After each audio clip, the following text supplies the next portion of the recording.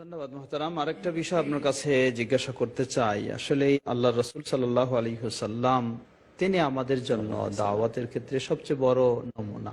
নমুনা, সবচেয়ে বড় নমুনা। আল্লাহ সুবহানাহু ওয়া তাআলা এই উম্মতের মাঝে সর্বপ্রথম তাকে দাওয়াতের নির্দেশ দিয়েছেন, তাবলীগের নির্দেশ দিয়েছেন তিনি রাসূল সাল্লাল্লাহু আলাইহি ওয়াসাল্লাম। সাল্লাল্লাহু আলাইহি আল্লাহ সাল্লাম। রাব্বুল আলামিন বলেন, ইয়া আইয়ুহার রাসূল বাল্লিগ বাল্লিগ মা মা উনজিলা উনজিলা ইলাইকা ইলাইক। মির রাব্বিক।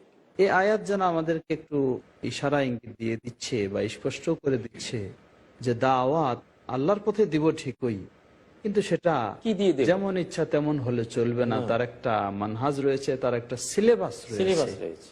তার একটা নেশাবও রয়েছে। অবশ্যই, কিন্তু অবশ্যই। সেই নেশাবটা কি হবে? মানুষ নিজের তৈরি করা নেশাব, না বুজুর্গদের নেশাব, না কোরআন সুন্নাহর নেশাব? আপনি একটু বিষয়টা জি, যে স্পষ্ট একটা করুন। পড়লেন সূরা মায়দা 67 নম্বর আয়াত, যে এখানে তো ক্লিয়ার আল্লাহ বলে দিয়েছেন যে বাল্লিগ মা উনজিলা ইলাইকা মির রাব্বিক। মের রব। তোমার রবের পক্ষ থেকে তোমার কাছে যত আয়াত নাজিল হয়েছে সবগুলি পৌঁছাইতে হবে, একটাও বাদ দিবা তাহলে তুমি আল্লাহর পয়গাম পৌঁছাইলে না, পৌঁছানোই হলো না। ওয়াইল্লাম তাফআল, এখানে মা কালেমাতুন আম্মা, আরবি ব্যাকরণ অনুসারে এটা একটা ব্যাপক অর্থবোধক শব্দ। মাটা মা উনজিলা মানে পুরা কোরআনের ফার্স্ট থেকে লাস্ট পর্যন্ত যা নাজিল হয়েছে এবং যে সুন্নাহর ওহী তোমাকে দেওয়া হয়েছে কমপ্লিট সব কিছুটাই তোমাকে, ইসলামের পুরোটাই পৌঁছাতে হবে আমার বান্দাদের কাছে। যদি পুরোটা না পৌঁছাও ফামা বাল্লাগতা রিসালাতা। তো এখানে সিলেবাস তো হলো কোরআন, সরাসরি সিলেবাস হলো কোরআন, আর কোরআনের ভিতরে আছে হাদিস। কোরআন আর হাদিস এই দুইটা হলো সিলেবাস। মানে এর বাইরে যদি আমি আপনি বা কেউ একটা বই লিখে এটা তাবলিগ করে, এটা তো ওনার তাবলিগ হলো, এটা আল্লাহর দ্বীনে তাবলিগ হলো না। এই জন্য সহিহ হাদিসে এসছে, যে আলবানী বলেছেন হাদিসটা সহিহ, যে কিয়ামতের আগে জাতির সামনে মাসনাদ পাঠ করা হবে অথচ কেউ অস্বীকার করবে না। কি আশ্চর্য কথা, কোরআন বাদ দিয়ে মাসনাদ পড়া হচ্ছে, কেউ কিছু বলছে না। কি রা ইয়া রাসূলুল্লাহ ওমাল মাসনাদ, বলা হলে আল্লাহ রাসূল মাসনাদ কি?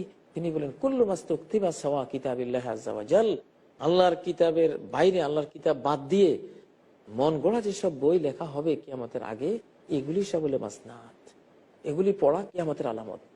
কোরআন বাদ দিয়ে এসব বই পড়া এটা কিয়ামতের আলামত। তো দুঃখজনক কথা হলো, যেখানে বলা হয়েছে আল্লাহর ঘরে যদি তোমরা আসো তো সেটা আল্লাহর কিতাব নিয়ে বসবা। মাজতামা কওমুন ফি বাইতিন মিন বুয়ুতিল্লাহ ইয়াতলুনা কিতাবাল্লাহ। কিতাবাল্লাহ। আল্লাহর ঘরে যদি কোনো কিছু মানুষেরা একত্রিত হয় এবং একত্রিত হয়ে দুনিয়ার সব কিতাব বাদ দিয়ে, কোনো কিতাব না, আল্লাহর কিতাব নিয়ে যদি তারা তেলাওয়াত করে, একে অপরকে দার্স দেয়, বুঝ দেয় যে এখানে এই আয়াত বলা হয়েছে, এটা অর্থ এটা, তাহলে চারটা নিয়ামত তারা তখনই তাৎক্ষণিক পেয়ে যাবে। ইল্লা নাযালাত আলাইহিমুস সাকিনা, আল্লাহর পক্ষ থেকে তাদের মনোজগতে বিরাট একটা প্রশান্তি নাজিল হয়ে যাবে। ওয়াগাশিয়াতুমুর রাহমা, আল্লাহর রহমত ওদেরকে ঢেকে ফেলবে একেবারে। ওয়াহাফাতুমুল মালায়েকা, ফেরেশতারা চতুর্দিক থেকে বেষ্টনী দিয়ে তাদের এই কাণ্ড দেখবে এবং শুনবে। ওয়াযাকারাহুমুল্লাহু ফি মান ইনদা, 4 নম্বর হলো আরশের উপরে আল্লাহ তাআলা তার মুকাররম ফেরেশতাদের ওখানে এদেরকে নিয়ে আলোচনা করবেন। সুবহানাল্লাহ, কত বড় প্রাপ্তি! আমরা আরব জাহানে গেলে দেখি প্রত্যেকটা মসজিদেই একটা কিতাবে আছে এই কোরআন। মুসল্লিরা যায়, 5 মিনিট 2 মিনিট 3 মিনিট সময় আছে, ওরা বসে কোরআন খুলে কোরআন পড়তেছে, অথবা হাদিসের কিতাব। জি, অথবা কোন সহিহ হাদিসের কিতাব আছে, খুলতেছে, এটা পড়তেছে। আমরা দেখি আমাদের ওইসব অঞ্চলে কোরআন পড়ে না, কোরআনের মতো অন্য বইকে কোরআনের মতো মলাট দিয়ে ওইভাবে আবার রেহালের মধ্যেও রাখে। তো এইটা তো গুমরাহি। এটা ওই হাদিস যে মাসনাদ পাঠ করা হবে জাতির সামনে কোরআনকে বাদ দিয়ে, কেউ অস্বীকার করবে না, এটা মিনাস সাথে কিয়ামতের আলামত। তো আমরা এই অনুষ্ঠান থেকে আমরা বলতে পারি যে আসলে প্রত্যেকটা মসজিদে হয় কোরআন, আর না হলে নবীজির কোন সহিহ হাদিসের বই।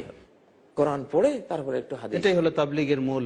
এটাই তাবলীগ, এটাই বাল্লিগ মা, এটা ওমা আলাইনা ইল্লাল বালাগুল মুবিন।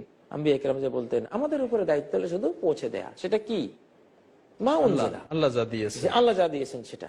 এবং সূরা ইব্রাহিমের একদম শেষ আয়াত 52 নম্বর আয়াতে আল্লাহ বলেছেন হাযা, কোরআনের দিকে ইশারা করে, হাযা বালাগুল লিন্নাস, এই কোরআন হলো মানুষের বালাগ, তাবলীগী নেসাব।